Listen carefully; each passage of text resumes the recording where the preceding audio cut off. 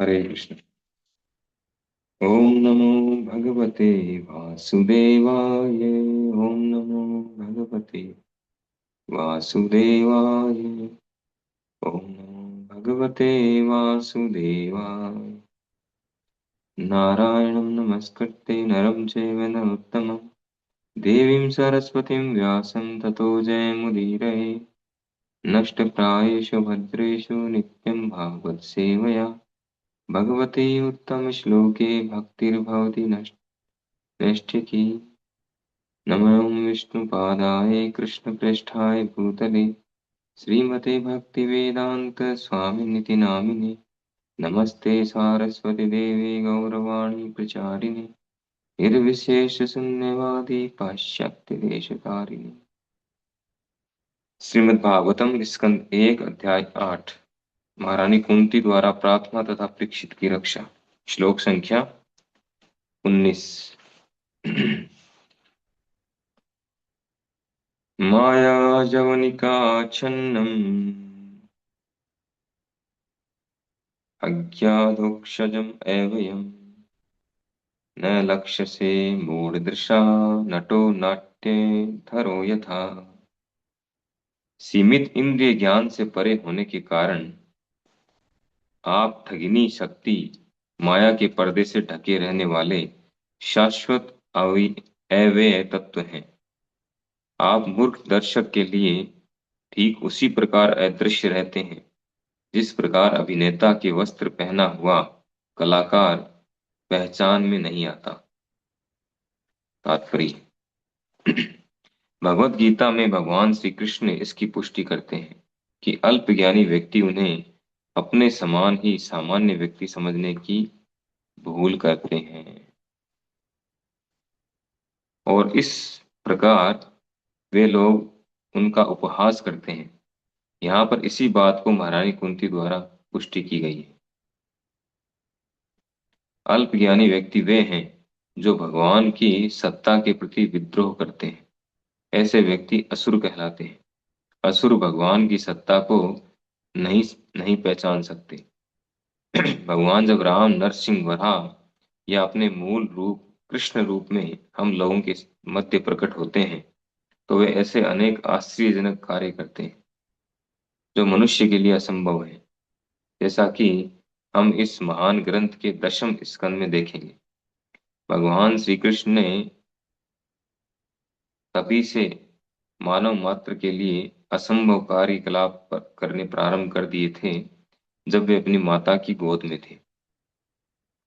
उन्होंने उस पूतना राक्षसी का वध किया जो अपने स्तनों में विष विष पोत कर उन्हें मारने आई थी। भगवान ने सामान्य बालक की भांति उसका स्तनपान किया, लेकिन उन्होंने साथ ही साथ उसके प्राण भी सोख लिए। इसी प्रकार उन्होंने गोवर्धन पर्वत को उसी तरह उठा लिया जिस तरह कोई बच्चा कुकुरमुत्ता उठा लेता है। वे वृंदावन वासियों को रक्षा प्रदान करने के लिए पर्वत को कई दिनों तक उठाए रखे। ये भगवान ये भगवान के कतिपय अति मानवीय कार्यकलाप हैं जिनका वर्णन पुराणों, इतिहासों तथा उपनिषदों में हुआ है। उन्होंने भगवत गीता के रूप में अद्भुत उपदेश दिया। उन्होंने एक वीर, एक गृहस्थ, एक शिक्षक, एक त्यागी के रूप में अद्भुत पराक्रम कर दिखलाया। व्यास, देवल, असित, नारद, मध्व, शंकर, रामानुज, श्री चैतन्य महाप्रभु, जीव गोस्वामी, विश्वनाथ चक्रवर्ती, भक्तिसिद्धांत सरस्वती तथा उस परंपरा के अन्य प्रामाणिक महापुरुषों ने उन्हें पूर्ण पुरुषोत्तम भगवान के रूप में स्वीकार किया है। उन्होंने स्वयं भी प्रामाणिक साहित्य में अनेक स्थलों पर ऐसा ही घोषित किया है। फिर भी आसुरी मनोवृत्ति वाले लोगों का एक ऐसा वर्ग है जो भगवान को परम सत्य के रूप में मानने में आनाकानी करता है। तो कुछ तो ये कुछ तो उनके अल्प ज्ञान के कारण है और कुछ उनके विगत तथा वर्तमान दुष्कर्मों के परिणाम स्वरूप उनकी घोर मूढ़ता के कारण है। भगवान कृष्ण जब लोगों की आंखों के सामने साक्षात उपस्थित थे तब भी वे उन्हें पहचान नहीं पाए। दूसरी कठिनाई यह है कि जो लोग अपनी अपूर्ण इंद्रियों पर निर्भर रहते हैं, वे परमेश्वर के रूप में उनकी अनुभूति नहीं कर पाते। ऐसे व्यक्ति आधुनिक वैज्ञानिकों के समान हैं। वे सारी वस्तुओं को अपने प्रायोगात्मक प्रयोगात्मक ज्ञान से जानना चाहते हैं, लेकिन परम पुरुष को अपूर्ण प्रयोगात्मक ज्ञान के द्वारा जान पाना असंभव है। यहाँ पर उन्हें अधोक्षज कहा गया है, अर्थात वे प्रयोगात्मक ज्ञान की परिधि से परे हैं। हमारी सारी इंद्रियां अपूर्ण हैं। हम दावा करते हैं कि हम सारी वस्तुएं देख सकते हैं, लेकिन हमें कबूल करना होगा कि हम केवल कुछ भौतिक परिस्थितियों में ही वस्तुओं को देख सकते हैं, और वे भी हमारे वश में नहीं होती। भगवान इंद्रिय गम्य नहीं है। महारानी महारानी कुंती बद्ध जीव की और विशेष रूप से अल्पज्ञ स्त्री जाति की इस न्यूनता को स्वीकार करती है। अल्पज्ञ लोगों के लिए मंदिर, मस्जिद या गिरजाघर जैसी वस्तुओं की आवश्यकता होती है, जिससे वे भगवान की सत्ता को पहचाने तथा ऐसे पवित्र स्थलों में भगवान के विषय में प्रामाणिक व्यक्तियों से श्रवण कर सके। अल्पज्ञों के लिए आध्यात्मिक जीवन का ऐसा शुभारंभ आवश्यक है, और मूर्ख लोग ही इन पूजा स्थलों की स्थापना का विरोध करते हैं, जिनकी आवश्यकता जनता में आध्यात्मिक गुणों के मानदंड को ऊपर उठाने के लिए पड़ती है। अल्पज्ञों के लिए मंदिरों, मस्जिदों या गिरजाघरों में जाकर भगवान की सत्ता के समक्ष नतमस्तक होना उतना ही लाभप्रद है, जितना उन्नत भक्तों के लिए क्रियात्मक भक्ति सेवा द्वारा भगवान का ध्यान करना। श्रील प्रभुपाद की जय। तो कुंती महारानी जी प्रार्थना कर रही है भगवान से।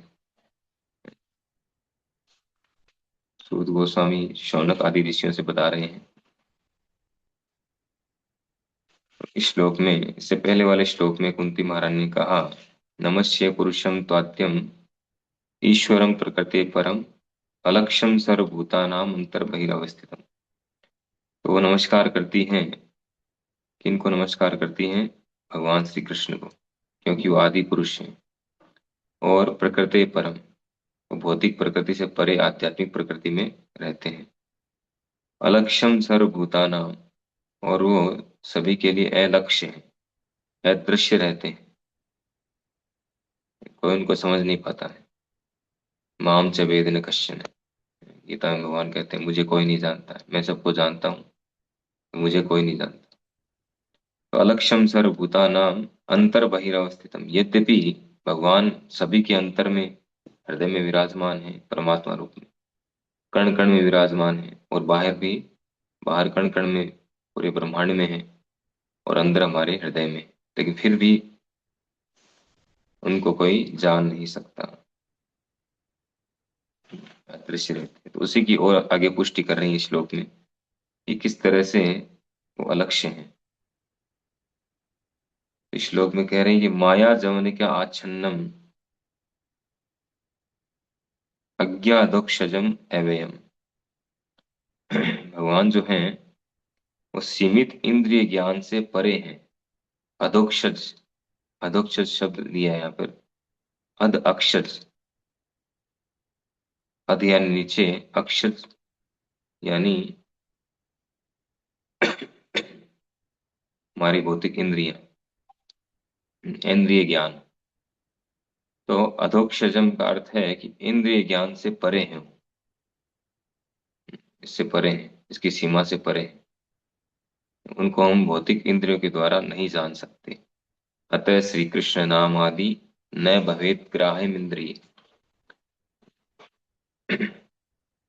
हम श्री कृष्ण का जो नाम है, उनका रूप है, उनकी लीलाएं हैं, अतः श्री कृष्ण नाम आदि, आदि यानी बाकी सब कुछ, श्री कृष्ण से संबंधित सब कुछ, श्री कृष्ण स्वयं, उनकी लीलाएं, उनके कार्यकलाप, उनकी जन्म की लीलाएं और उनका नाम। अतः श्री कृष्ण नाम आदि न भवेत ग्राह्यम इंद्रिय, हम इन भौतिक इंद्रियों के द्वारा उनको ग्रहण नहीं कर सकते, उसको समझ नहीं सकते, जान नहीं सकते। तो क्या उपाय है? सेवनमुखी ही जिह्वा दो स्वयं एव स्फुरतले। जब हम उनकी सेवा में अपनी इंद्रियों को नियोजित करते हैं तो हमारी इंद्रियां शुद्ध होती हैं। तब भगवान अपने आप को प्रकट करते हैं, स्वयं एव स्फुरतले। वो भी कोई बाध्यता नहीं है कि हम सेवा कर रहे हैं इसलिए आपको प्रकट होना पड़ेगा, हमेशा कह दें भगवान को। ऐसा नहीं चलेगा। स्वयं एव स्फुरतले, वो स्वयं ही प्रकट होंगे, वो स्वतंत्र है। तो इसी बात को यहाँ पे कुंती महारानी कह रही कि आप सीमित इंद्रिय ज्ञान से परे होने के कारण आप ठगिनी शक्ति के पर्दे से ढके रहने वाले शाश्वत अवयव तत्व हैं। रूपा जी ने इसको बहुत अच्छे समझा है कि भगवत गीता में भगवान श्री कृष्ण इसकी पुष्टि करते हैं कि अल्पज्ञानी व्यक्ति उन्हें अपने समान ही सामान्य व्यक्ति समझने की भूल करते हैं। एक श्लोक में बताया भगवान ने, मूढ़ो एम ना भी जानाति, मूर्ख व्यक्ति मुझे नहीं जान पाते। अल्पज्ञानी या मूर्ख व्यक्ति मुझे नहीं जान पाते हैं।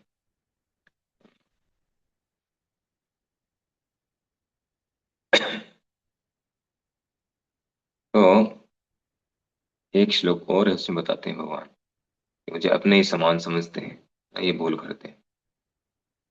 जब मैं यहाँ प्रकट होता हूँ तो मुझे अपने ही समान समझने की भूल करते हैं।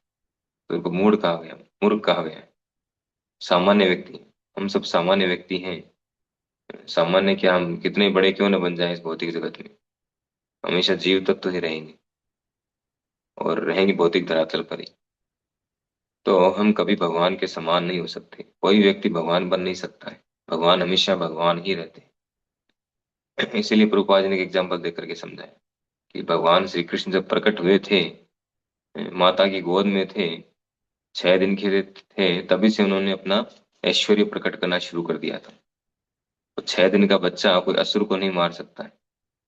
उन्होंने पूतना को मारा जिसकी हाइट 19 किलोमीटर की थी, जिसको बड़े बड़े देवता नहीं मार सकते थे, इतनी खतरनाक थी। ऐसे ऐसे असुरों को उन्होंने मार दी। तो केवल भगवान ही ऐसा कर सकते हैं। कोई जीव जो है ऐसे कार्य नहीं कर सकता। तो अल्पज्ञानी व्यक्ति उन्हें अपने समान सामान्य व्यक्ति समझने की भूल करता है और उनकी उनका उपहास करता है, भगवान का उपहास, मजाक उड़ाता है। वो समझ नहीं पाता है। तो इसके नहीं समझने के दो कारण प्रभुपाद जी ने यहाँ बताए। क्या कारण है आगे बताया उन्होंने। एक तो असुर लोग क्यों नहीं समझ पाते भगवान को,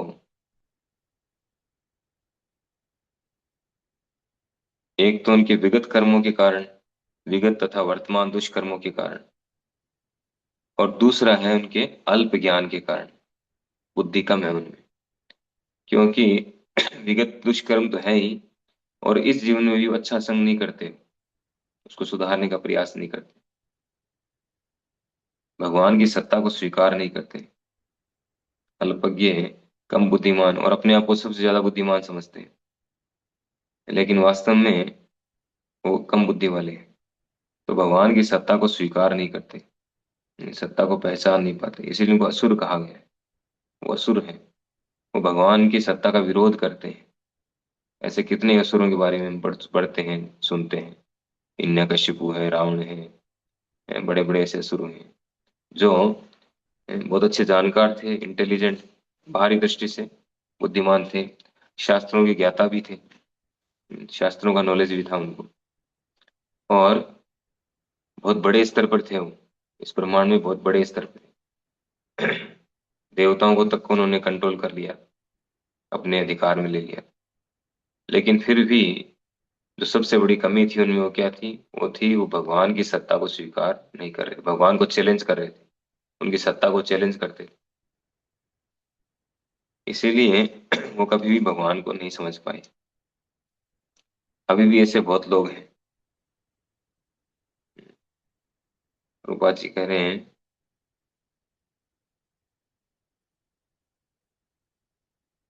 कि, कि भगवान जब आते हैं यहाँ पर, तो राम नरसिंह वराह या अपने मूल रूप कृष्ण रूप में हम लोगों के मध्य प्रकट होते हैं। तो वे ऐसे अनेक आश्चर्यजनक कार्य करते हैं, अति मानवीय कार्य करते हैं। जैसा कि भगवान अलग अलग, भगवान कृष्ण रूप में आए, उन्होंने अति मानवीय कार्य किए, गोवर्धन पर्वत धारण किया, असुरों को मारा इतनी कम आयु के अंदर। भगवान रामचंद्र के रूप में आए तो उन्होंने सेतु बनाया समुद्र पर, पत्थरों को तैरा करके रावण को मारा। कैसे कैसे आश्चर्यजनक कार्य किए उन्होंने। नरसिंह देव खंबे से प्रकट हो गए, हिरण्यकशिपु को मारा। उनका रूप भी अद्भुत था, शेर और मनुष्य जैसा मिक्स, एकदम नया रूप बना करके आए थे।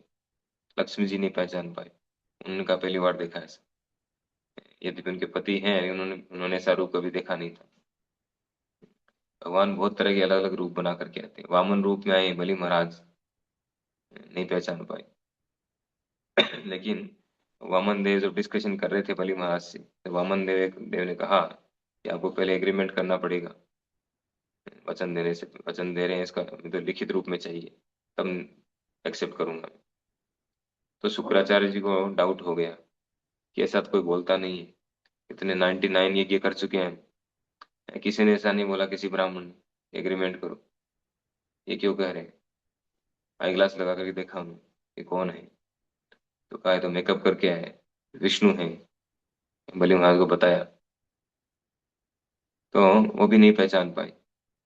तो भगवान ऐसे ऐसे रूप बना करके आते हैं, उनको कोई पहचान नहीं पाता। लेकिन भक्त लोग पहचान लेते हैं। जो भक्त हैं वो फिर भी उनको जान लेते हैं उनके कार्यकलापों के द्वारा। बलि महाराज समझ गए थे कि भगवान है, इसलिए इनको इनके शरणागत हो जाना चाहिए। शरणागत हो गए। जब भगवान रामचंद्र ने पुल बनाया था, समुद्र पर पुल बनाया, और रावण के बेटों को, भाइयों को, बड़े बड़े असुरों को मार दिया। अहिरावण को मार दिया पाताल में जाकर। अहिरावण को तो हनुमान जी ने मार दिया। तो ऐसे ऐसे असुरों को मार दिया। रावण को आश्चर्य हो रहा था, लेकिन वो एक्सेप्ट नहीं कर रहा था। भगवान रामचंद्र को साधारण मानव समझ रहा था। रावण ने स्वर्ग पे जाने के लिए सीढ़ी बनाई, उसको भगवान ने ध्वस्त कर दिया, तो भी नहीं एक्सेप्ट कर रहा था। इतने इतने अति मानवीय कार्य करने के बाद भी कंस भी नहीं स्वीकार कर रहा था। एवरीडे असुर भेज रहा है, एवरीडे भगवान असुरों को मार रहे हैं, लेकिन उसको समझ में नहीं आ रहा। तो अल्प बुद्धि वाले हैं। ऐसे लोग भगवान की सत्ता को स्वीकार नहीं करते। सामने सामने उनके सामने भगवान प्रकट हो जाए चतुर्भुज रूप में, तो भी स्वीकार नहीं करेंगे। ऐसे हैं।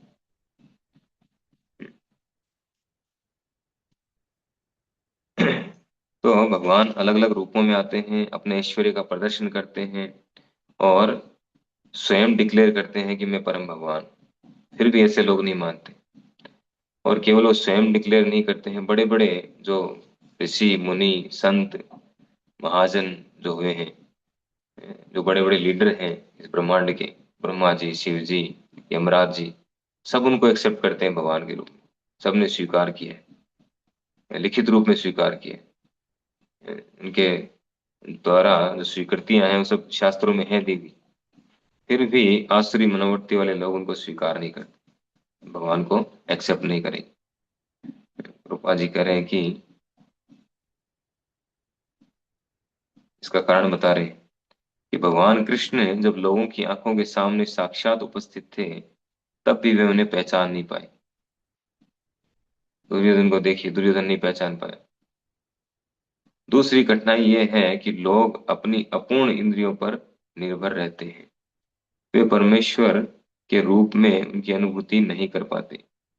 ऐसे व्यक्ति आधुनिक वैज्ञानिकों के समान हैं। तो वैज्ञानिकों को भी उसी कैटेगरी में ला रहे हैं कृपा जी, क्योंकि वैज्ञानिक भी भगवान की सत्ता को स्वीकार नहीं करते। यद्यपि हम अपने हर एक्सपेरिमेंट में देखते हैं इस चीज को। वो सोचते हैं हम प्रायोगिक विज्ञान विज्ञान के द्वारा प्रयोग करके हम भगवान को समझ पाएंगे, या सब कुछ समझ जाएंगे। प्रयोग करके सृष्टि के सृष्टिकर्ता को समझ जाएंगे, सृष्टि कैसे उत्पन्न हुई उसको समझ जाएंगे, जबकि ऐसा पॉसिबल नहीं है। क्योंकि हम प्रयोग जिन इंद्रियों के द्वारा कर रहे हैं वो हमारी इंद्रियां अपूर्ण है, पूर्ण नहीं है। तो अपूर्ण इंद्रियों के द्वारा अपूर्ण ज्ञान ही प्राप्त होगा, पूर्ण ज्ञान प्राप्त नहीं हो सकता। रूपा जी यहाँ एक एग्जाम्पल दे रहे हैं दृष्टि का, देखने की शक्ति का। हमारे अंदर देखने की शक्ति है, लेकिन वो शक्ति पूर्ण नहीं है। वो डिपेंड करती है प्रकाश पर। अगर प्रकाश नहीं हो तो हम देख नहीं पाएंगे। और प्रकाश भी हमारे ऊपर निर्भर नहीं है। अब सनलाइट है, हमारे कंट्रोल में नहीं, वो तो सूर्य देव के कंट्रोल में। वो चाहे तो उदय हो, नहीं तो नहीं। चलो सनलाइट की बात छोड़ दें, ये वाली लाइट है मैन मेड जो है, ये भी हमारे ऊपर निर्भर नहीं है। अभी पावर सप्लाई कट हो जाए, हम क्या कर लेंगे? हमारी शक्तियां सीमित है। हम ज्यादा से ज्यादा कंप्लेन लिखा सकते हैं फोन करके। लाइट तो आएगी जब आएगी। पीछे अगर इलेक्ट्रिसिटी बनना ही बंद हो जाए किसी कारण से, तो क्या कर लेंगे? तो पूरी तरह से हम निर्भर हैं। हमारी इंद्रियां अपूर्ण हैं, और हम इंद्रियों के द्वारा जो ज्ञान प्राप्त करते हैं वो ज्ञान प्राप्त करने के लिए निर्भर है दूसरी दूसरी कंडीशन पर, स्थितियों पर। वो परिस्थितियां जब बनती हैं सही, तभी हम इंद्रियों के द्वारा वो ज्ञान प्राप्त कर पाते हैं, नहीं तो हम नहीं कर पाते। हम देखना चाहते हैं बहुत कुछ, लेकिन तभी देख पाएंगे जब वो स्थितियां होगी। जब प्रकाश होगा तब हम देख पाएंगे, नहीं तो नहीं देख पाएंगे। हम सुनना चाहते हैं, लेकिन सुनने के लिए वो स्थिति होगी तभी हम सुन पाएंगे। नहीं तो नहीं सुन पाएंगे। इसी तरह से बाकी हमारी इंद्रियां हैं जिनके द्वारा हम ज्ञान प्राप्त करते हैं। तो हमारे वश में कुछ भी नहीं है। तो जब हमारी इंद्रियां इतनी अपूर्ण हैं कि हमें छोटी छोटी चीजों के लिए निर्भर है हर चीज पर, तो हम भगवान को कैसे जान सकते हैं हम इंद्रियों के द्वारा? कह रहे हैं कि वे सारी वस्तुओं को अपने प्रायोगिक ज्ञान से जानना चाहते हैं, लेकिन परम पुरुष को अपूर्ण प्रायोगिक ज्ञान के द्वारा जान पाना असंभव है। उन्हें अधोक्षज कहा गया, अधोक्षज, जो इंद्रियों के परे हैं,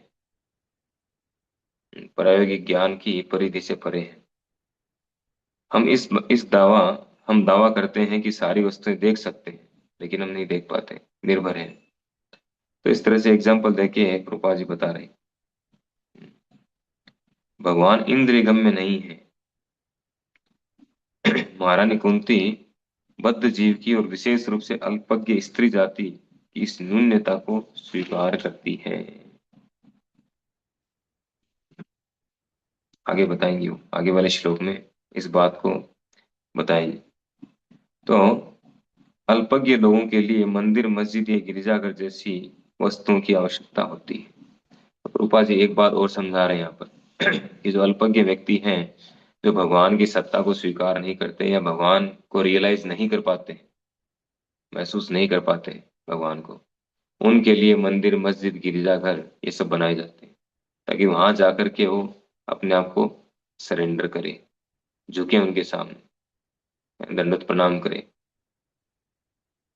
और उनके बारे में सुने वहां बैठ करके। क्योंकि मंदिर जो है वो केवल वहां जाकर घंटी बजा करके और अपनी डिमांड रख के आ जाना, उसके लिए नहीं। अपनी मन्नत मांग करके आ जाना, इसके लिए मंदिर नहीं होते। आजकल हो गया है, पहले ऐसे नहीं था। मंदिर जो है वो आध्यात्मिक ट्रेनिंग सेंटर थे, वो आध्यात्मिक शिक्षा मिलती थी वहां पर मंदिरों में।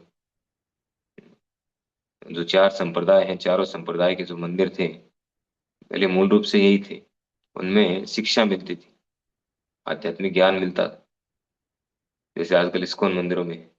इस्कॉन मंदिरों की स्थापना इसीलिए की है प्रभुपाद जी, ताकि वहाँ आध्यात्मिक ज्ञान मिले। इंस्टीट्यूट है, स्पिरिचुअल इंस्टीट्यूट। केवल मंदिर गए, घंटी बजाई, आ गए, वहां पर जाकर के कुछ पता ही नहीं है क्यों जाना है, क्यों नहीं जाना है, कोई ज्ञान नहीं है, कोई बताने वाला नहीं है, तो क्या मतलब हुआ? इसीलिए लोगों ने धीरे धीरे मंदिर जाना कम हो गया।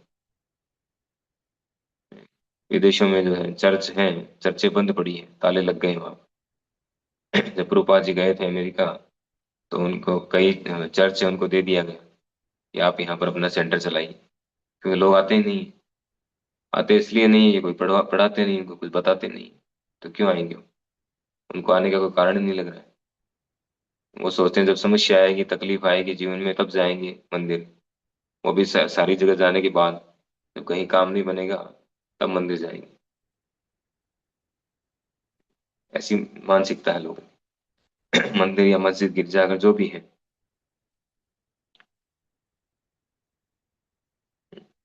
हम मुस्लिमों को देखते हैं एवरीडे मस्जिद जाते हैं, एवरीडे मस्जिद जाते हैं, 5 बार नमाज पढ़ते हैं। अ, बच्चे से लेके बूढ़े तक सभी जाते हैं, उनका नियम है। कुछ लोग तो मस्जिद में जाकर ही नमाज पढ़ते हैं, क्योंकि उनको वो शिक्षा दी जा रही है बचपन से ही, मदरसों में, घरों में।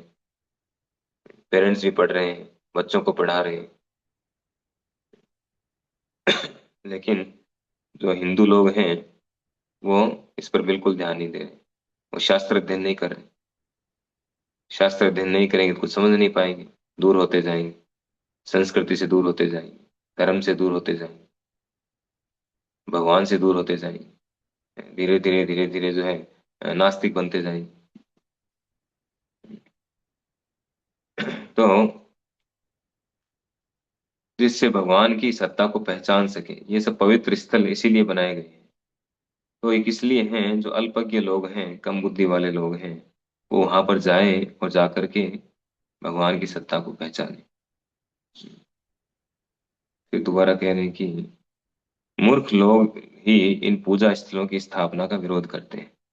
जैसे जब मंदिर बनाते हैं, मंदिर बन रहा होता है, तो लोग कहते हैं मंदिर की क्या आवश्यकता है, इतने मंदिर क्यों बना रहे हो आप, इतना खर्चा कर रहे हो, इतने बड़े बड़े मंदिर बना रहे हो, इतना पैसा तो जो है लोगों की भलाई करने में लगाओ, लोगों को खाना खिलाओ, लोगों को कपड़े दो, ये करो वो करो। मंदिर बनाने में इतना पैसा बर्बाद कर रहे हो, मंदिर से क्या है, फायदा क्या है।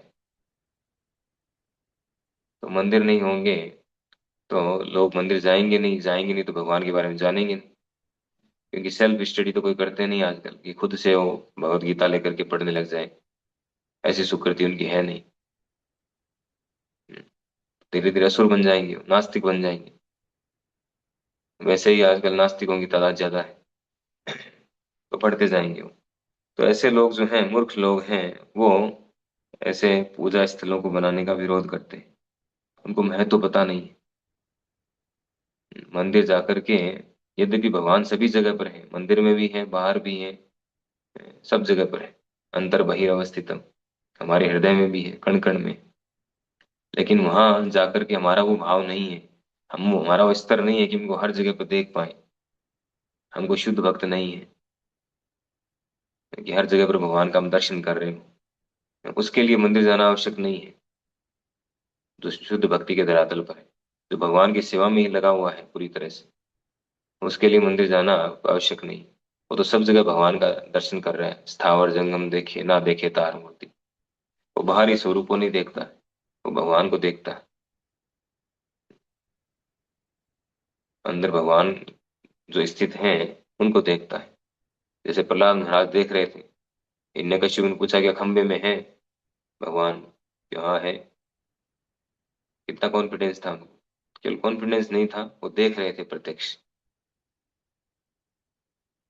तो वो लेवल जो है एक आम आदमी का नहीं है, सामान्य व्यक्ति का। इसलिए ऐसे लोगों में भगवान के प्रति, ईश्वर के प्रति,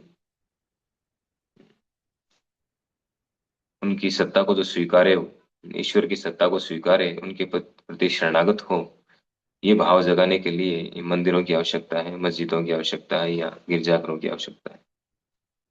कैसे न कैसे करके ईश्वर की सत्ता को स्वीकारें। हर एक समाज में या समुदाय में या जाति में जो है, वो किसी न किसी को श्रेष्ठ मान करके उनकी पूजा करते हैं, उनकी आराधना करते हैं, उनके शरणागत होते हैं। जैसे जो गिरजाघर में जो क्रिश्चियन लोग हैं, वो गॉड को मानते हैं, एक सुप्रीम, यद्यपि गॉड के स्वरूप को नहीं मानते, निराकार मानते हैं। कि एक सुप्रीम जो है शक्ति है, जो सब कुछ चला रही है, वो गॉड है। जनरेटर, ऑपरेटर, डिस्ट्रॉयर, तो सब कुछ जनरेट करते हैं, सृष्टि करते हैं, उनका पालन करते हैं, ऑपरेट करते हैं, और डिस्ट्रॉय, उनको विनष्ट करते हैं, प्रलय।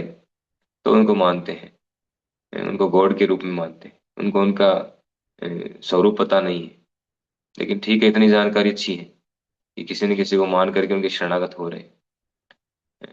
मुंडनों में, मुस्लिमों में वो अल्लाह को मानते हैं, कि एक शक्ति है, वो अल्लाह है जो सर्वोपरि शक्ति है। वो भी उनके स्वरूप को नहीं मानते, नहीं जानते, लेकिन उसको एक्सेप्ट कर रहे हैं और शरणागत हो रहे हैं। यानी ईश्वरीय शक्ति को मान रहे हैं कि कोई ना कोई है जो चला रहा है, हम चलाने वाले नहीं है, इसको एक्सेप्ट कर रहे हैं।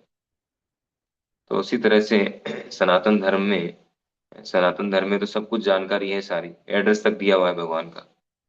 भगवान के रूप में हम मानते हैं कि भगवान है, कहाँ रहते हैं, गोलोक नामनि निज धामनि। तो गोलोक नामक अपने निज धाम में रहते हैं, उनका ये नाम है, ये कार्यकलाप है। वहां पर क्या करते हैं, वहां पर ये कार्यकलाप करते हैं, गायों को चराते हैं, वंशी बजाते हैं, लीलाएं करते हैं। तो हमारे वैदिक शास्त्रों में सारी जानकारी दी है।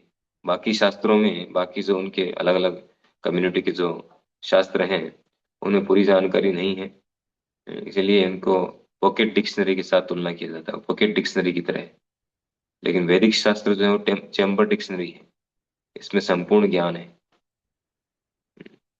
जैसे भगवत गीता है, भगवत गीता में इतना ज्ञान है कि भगवत गीता वाला ज्ञान बाकी सब में मिलेगा, लेकिन भगवत गीता में जो है, और ऐसा ऐसा नॉलेज है जो बाकी सब जगह नहीं मिलेगा। तो वैदिक शास्त्रों में संपूर्ण जानकारी है सभी के विषय में, भगवान के विषय में, भगवान के धाम के विषय में, सब कुछ। तो इसीलिए अल्पज्ञ व्यक्तियों के लिए ये सब व्यवस्था की गई है कि वहां जाकर के और वो नतमस्तक हों, भगवान को जानने का प्रयास करें, ईश्वर को जानने का, ईश्वरीय सत्ता को समझने का प्रयास करें। तो कह रहे हैं कि उनके लिए उतना ही लाभप्रद है। अल्पज्ञों के लिए मंदिरों मस्जिदों या गिरजाघरों में जाकर भगवान की सत्ता के समक्ष नतमस्तक होना उतना ही लाभप्रद है जितना उन्नत भक्तों के लिए क्रियात्मक भक्ति सेवा द्वारा भगवान का ध्यान करना। जो उन्नत भक्त हैं वो हर जगह भगवान का दर्शन करते हैं। मंदिर जाएंगे तो जो दर्शन कर रहे हैं वो दर्शन सब जगह करेंगे। ऐसा नहीं वो मंदिर जाएंगे नहीं, या मंदिर की आवश्यकता है, ऐसा नहीं है। उनका दर्शन समान है, वो सब जगह समान रूप से भगवान का दर्शन करते हैं। प्रेमांजन आचरित भक्ति विलोचने संत सदैव हृदयेषु विलोकयन्ति। वो अपने हृदय में भी एनी टाइम भगवान का दर्शन करते हैं, फिर भी मंदिर जाते हैं। जैसे सूरदास जी हैं, सूरदास जी तो आंखों से अंधे थे, एवरीडे मंदिर जाते थे भगवान का दर्शन करने के लिए। वो एक घटना आती है, उसमें वो वहाँ मंदिर जाकर के और एवरीडे भगवान को जो ड्रेस पहनाई हुई है, जो श्रृंगार किया हुआ है, उस श्रृंगार का वर्णन करते थे, कौन से कलर की ड्रेस है, क्या श्रृंगार है। तो जो पंडित था उसने सोचा कि ये सूरदास है, आंखों से अंधा है, दिखता है नहीं, ये कैसे रोज रोज जो है ड्रेस का बता देता है कि ये ड्रेस है, ये ड्रेस है, भगवान ने ये कलर की पहनी है, ऐसी ऐसा जो है किलंगी लगाया है, ऐसा हार पहना है। तो एक दिन उसने क्या किया, बिना कपड़ों के ही भगवान के दर्शन खोल दिए, कुछ नहीं पहना है। तो सूरदास जी आकर के हंसने लग गए कि आज कुछ पहना ही नहीं है, आज बिना कपड़ों के ही खड़े हैं। तो पंडित को समझ आया कि ये तो वास्तव में दर्शन कर रहे हैं, आंखें नहीं है तो क्या हुआ, इनके हृदय में भगवान प्रकट होकर के इनको दर्शन दे रहे। तो जो शुद्ध भक्त हैं वो तो हर समय भगवान का दर्शन करते हैं लेकिन फिर भी वो मंदिर जाते हैं। तो अल्पज्ञ लोग जो हैं उनको भगवान की सत्ता में विश्वास हो, इसीलिए ये सारी व्यवस्थाएं हैं, नहीं तो उनको होगा ही नहीं। अगर मंदिर नहीं होंगे या ये सब व्यवस्थाएं नहीं होंगी तो वो लोग और ज्यादा अज्ञानी हो जाएंगे, और ज्यादा दुष्ट प्रवृत्ति के होते जाएंगे। और हम देखते हैं स्पेशली हमारे जो इस्कॉन मंदिर हैं, उसमें भगवान का जो श्रृंगार होता है इतना सुंदर होता है, इतना अट्रैक्टिव होता है। भगवान की ड्रेस, भगवान का श्रृंगार, भगवान को भगवान की तरह उनका श्रृंगार किया जाता है, मूर्ति समझ करके नहीं किया जाता है। भगवान के श्री विग्रह का जो जो बनाया जाता है, तो एकदम जैसे एक व्यक्ति होता है उसी तरह से उनका विग्रह बनाया जाता है। बाकी और मंदिरों में हम देखते हैं कि उनके हाथ फिक्स होते हैं, कनेक्टेड होते हैं, ड्रेस प्रॉपर पहना नहीं सकते। इस्कॉन मंदिरों में ड्रेस, जैसे व्यक्ति को ड्रेस, हम ड्रेस पहनते हैं, ऐसे ही भगवान को ड्रेस पहनाई जाती है, सेम वैसे ही, वैसे ही फिटिंग विटिंग सब चीजें। तो इतना अट्रैक्टिव जो है श्रृंगार होता है भगवान का, ड्रेसिंग होती है कि उसको देख करके कई लोग भक्त बन जाते हैं, भगवान से अट्रैक्ट हो जाते हैं। तो अगर ऐसी व्यवस्थाएं नहीं होंगी, प्रसाद प्रसाद मिलता है उससे भक्त बन जाते हैं, चरणामृत लेता है उससे भक्त बन जाते हैं। अभी उस समय, चलो उस समय भक्त नहीं बने, लेकिन उनमें सुकृति जागृत हो रही है, उनकी सुकृति का अकाउंट बढ़ता जा रहा है।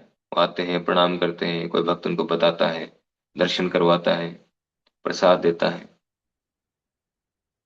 तो धीरे धीरे जो है उनमें वो सुकृति बढ़ती है, सुकृति बढ़ते बढ़ते एक दिन श्रद्धा स्तर पर आ जाती है, श्रद्धा जागृत हो जाती है कि वो भक्तों का संग करे, मंदिर आए अपने आप स्वाभाविक रूप से। ये वहाँ के दर्शन बहुत शानदार है, चलो दर्शन करके आते हैं। ये वहाँ का प्रसाद बहुत अच्छा है, चलो आज तो प्रसाद लेके आते हैं। इस तरह से, या कई बार कुछ लोग जो भक्तों से अट्रैक्ट हो जाते हैं, या वहाँ के जो इस्कॉन के भक्त हैं वो बहुत अच्छा बताते हैं, है ना, बहुत अच्छे हैं।